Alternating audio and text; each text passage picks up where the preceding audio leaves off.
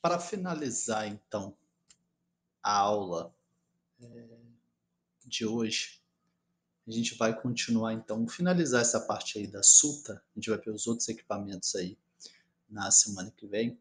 A gente tem, então, o desvio da seção do fuste de forma circular. O que ele quer dizer com isso? O seguinte, a árvore, ela não é cilíndrica, tá? É muito complexo você ter uma árvore que o tronco é exatamente cilíndrico. Ele vai um pouquinho para elipse, ou algumas vezes ele vai ser totalmente diferente do círculo, ele vai ter muita tortuosidade. Então a gente tem alguns problemas com isso. Então, de uma maneira geral, a área da seção do fuste de uma árvore assemelha-se à fórmula circular. No entanto, algumas espécies não fazem isso, tá? E é bem irregular ao longo do fuste. Outras espécies apresentam deformações somente na parte inferior, tá, em direção do vento. Então, N coisas vão interferir aí para que a árvore não consiga ter essa forma circular exata aí. Estes fatores, então, têm efeitos significativos sobre a forma do fuste, bem como também a predisposição genética da árvore pode interferir na forma do fuste. O desvio, então, da seção do fuste de forma circular pode ser caracterizado o seguinte: déficit de convexidade e déficit isoperimétrico. Tá?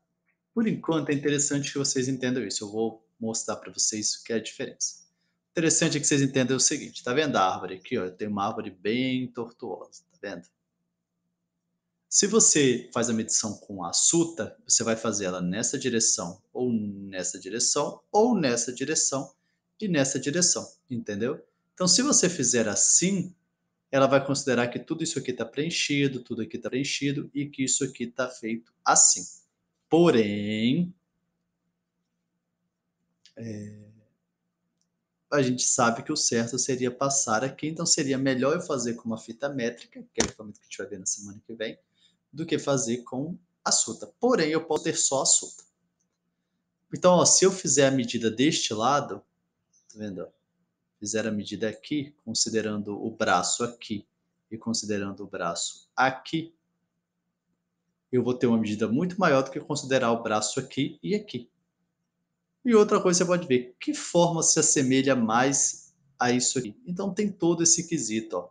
Você pode ver, talvez esse aqui do 20, se eu fosse medir o diâmetro aqui, seria mais próximo aqui, mas cada caso é cada caso. Para isso, tem-se essa definição de déficit de convexidade e déficit isoperimétrico. O que é o déficit de convexidade?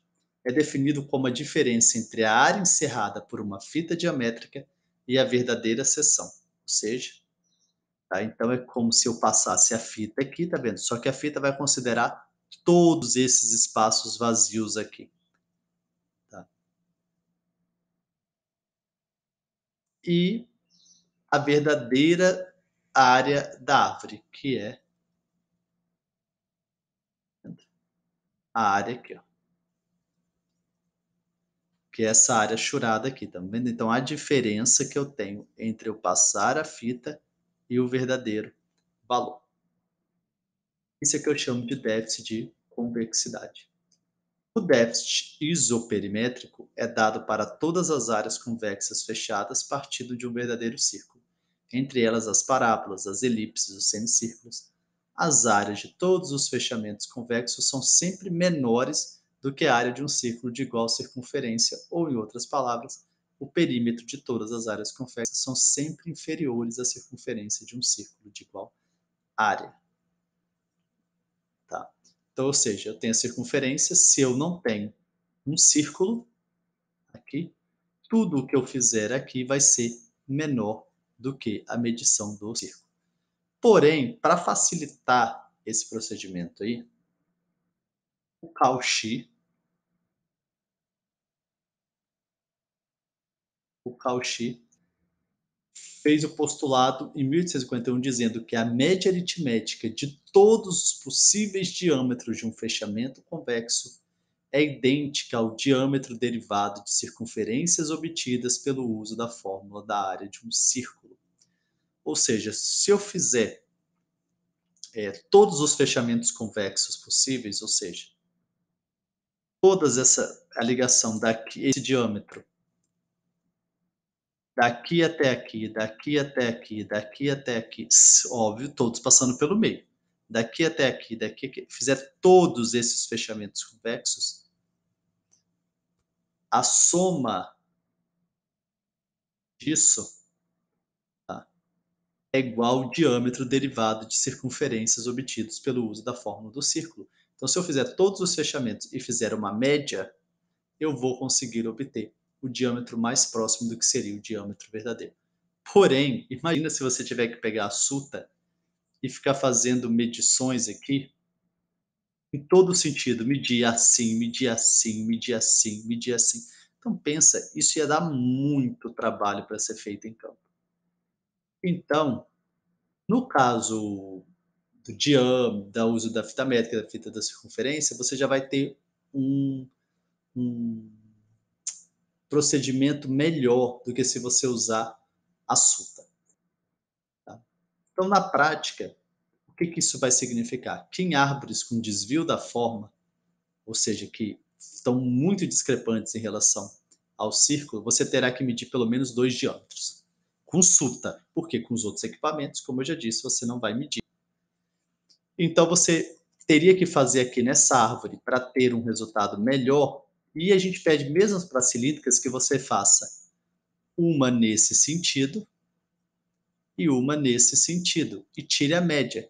Então, qualquer medição que você fizer com uso de suta, você precisa fazer 2 medições, tá? Pelo menos.